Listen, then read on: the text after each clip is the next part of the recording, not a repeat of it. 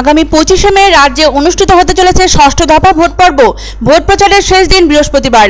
এদিন বাঁকুড়া শহর সংলগ্ন ধলডাঙ্গা মোড়ের একটি পুকুরে ছিপ হাতে নেমে পড়তে দেখা যায় বিজেপি নেতা দিলীপ ঘোষকে। পুকুর থেকে একটি মাছও ধরেন তিনি।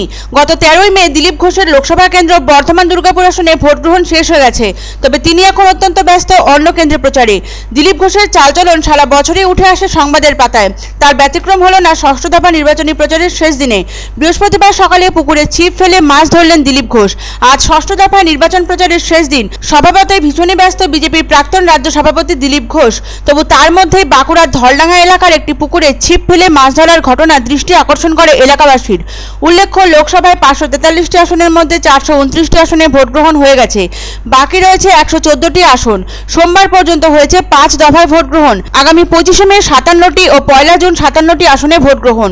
ষষ্ঠ দফায় পশ্চিমবঙ্গের 8টি আসন যথা বাঁকুড়া, বিষ্ণুপুর, ঘাটাল, ঝাড়গ্রাম, কাথি, মেদিনীপুর, পুরুলিয়া এবং তমলুকে হবে ভোট গ্রহণ। বাঁকুড়া লোকসভা কেন্দ্রে বিজেপির তরফে এবারও প্রার্থী করা হয়েছে সুভাষ সরকারকে। অরূপ চক্রবর্তীকে প্রার্থী করেছে তৃণমূল। অন্যদিকে বামেদের প্রার্থী নীলাঞ্জন দাশগুপ্ত।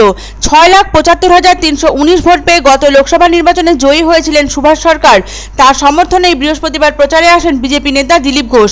উল্লেখ্য, বাঁকুড়া লোকসভা কেন্দ্রে স্থানীয়দের একটা বড় অংশের ক্ষোভ রয়েছে মূলত শিল্প নিয়ে। জনগণের অভিযোগ, শিল্পের বিশেষ কোনো উন্নয়ন হয়নি। এখানে রয়েছে কিছু সংখ্যক কারখানা, তবে উপযুক্ত পরিকাঠামোর অভাবে ধুঁকছে সেগুলোর বেশিরভাগ। ক্ষোভ রয়েছে চাষের জল নিয়েও। প্রধানমন্ত্রী নরেন্দ্র মোদীর উন্নয়নকে সামনে রেখে তারা লড়ছেন, জানান বাঁকুড়া সাংগঠনিক জেলার বিজেপি সভাপতি সুনীল রুদ্র মণ্ডল।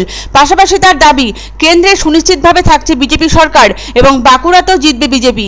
বাঁকুড়া লোকসভা নির্বাচনে বিজেপি প্রার্থী সুভাষ সরকারের পক্ষে বৃহস্পতিবার প্রচারে আসেন বিজেপির প্রাক্তন রাজ্য সভাপতি দিলীপ ঘোষ। বাঁকুড়ার ধলডাঙ্গা এলাকার একটি পুকুরে মাছ ধরতে হাজির হয়ে এলাকাবাসীকে তাক লাগিয়ে দেন তিনি। এর আগে বিষ্ণুপুরের তৃণমূল প্রার্থী সুজাতা মণ্ডলকেও প্রচারে বেরিয়ে জাল ফেলে মাছ ধরতে দেখা গিয়েছিল। সেই প্রসঙ্গের অবতারণা করা হতেই দিলীপ ঘোষের সাফ মন্তব্য, তার কর্মকাণ্ডকেই অনুসরণ করে অন্যরা, তিনি কাউকেই অনুসরণ করেন না।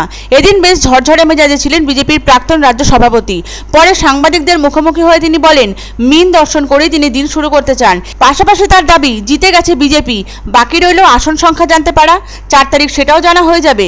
নিজ লোকসভা কেন্দ্র বর্ধমান দুর্গাপুর আসনে গত 13ই মে চতুর্থ দফায় ভোট গ্রহণ শেষ হয়ে গেছে দিলীপ ঘোষের।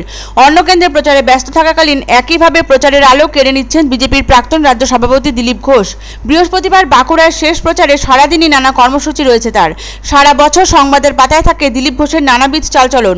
ষষ্ঠ দফার নির্বাচনী প্রচারের শেষ দিনেও অটুট রইল তা। প্রসঙ্গত উল্লেখ্য, কিছুদিন আগেই বিষ্ণুপুরের তৃণমূল প্রার্থী সুজাতা মণ্ডল জাল ফেলে মাছ ধরেছিলেন।